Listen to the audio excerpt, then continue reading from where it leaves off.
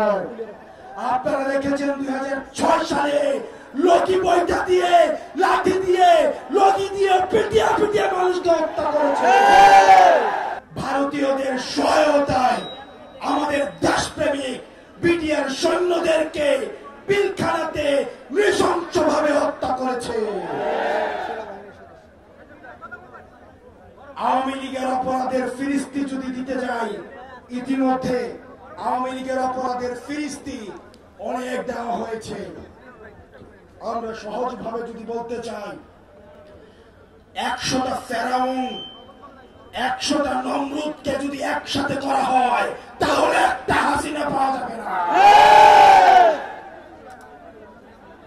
আমরা স্পষ্ট ভাষায় বলতে চাই, এই দেশের রাজনীতিবিদ যারা রয়েছেন, ফ্যাসিবাদ বিরোধী রাজনীতিবিদ যারা রয়েছেন, আপনাদের প্রতি আমাদের সম্মান রয়েছে, শ্রদ্ধা রয়েছে।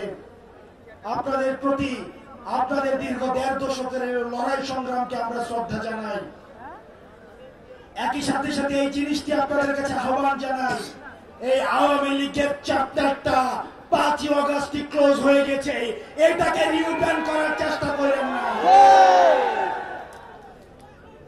আমাদেরকে বলা হয় বিদেশ থেকে নাকি ইনক্লুসিভ ইলেকশনের এক ধরনের প্রেসার রয়েছে। 2014 সালে যখন বিএনপি নির্বাচনে আসে নাই, তখন ইনক্লুসিভ ইলেকশন কোথায় ছিল? 24 সালে ইনক্লুসিভ ইলেকশন কোথায় ছিল? মিডনাইট ইলেকশনের সময় ইনক্লুসিভ ইলেকশন কোথায় ছিল? বাংলাদেশের রাজনীতি এই ভূখণ্ডের মধ্য থেকে নির্ধারিত হবে, বিদেশের প্রেসক্রিপশনে বাংলাদেশের রাজনীতি নির্ধারিত হবে না।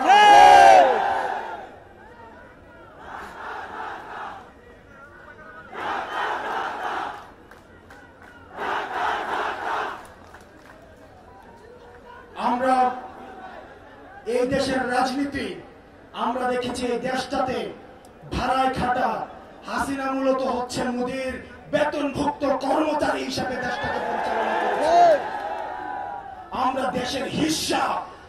দেশের হিস্সা এই জনগণের কাছে তুলে দিতে চাই।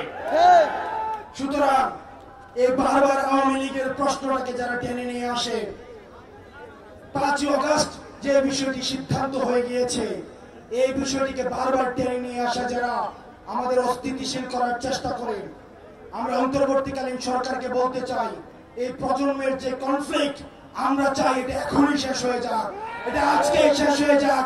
এই আওয়ামী লীগ নামক ভাইরাস নিয়ে এই বাংলাদেশ আমরা একদিনও থাকতে চাই না। বান্ডেল থাকলে প্রতি সেনমানিতে টাকা বাঁচবে। বিকাশ সেনমানি বান্ডেল কিনে জিতুন প্রতি লেনদেনে।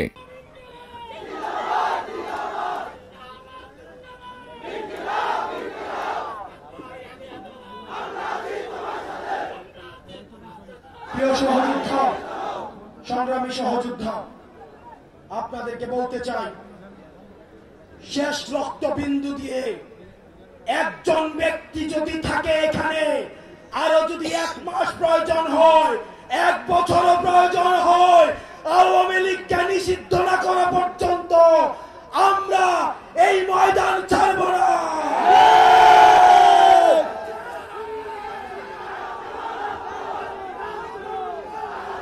দিয়েছি তো রক্ত, এই রক্তের বন্যায় এই ক্ষমতা না জনতা, এই ইন্টারিম না জনতা, এই হাসিনা না জনতা, এই দিল্লি না ঢাকা,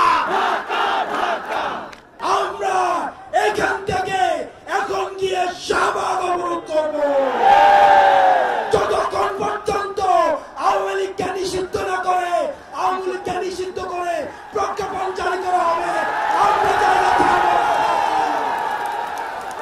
এই লীগ থাক, লীগ থাক, লীগ থাক, লীগ থাক, খুনি থাক, কসাই থাক, দিল্লি থাক, লীগ থাক, কসাই থাক।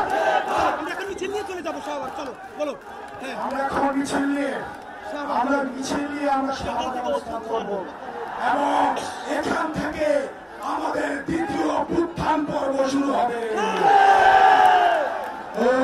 জেগেছে, লেগেছে,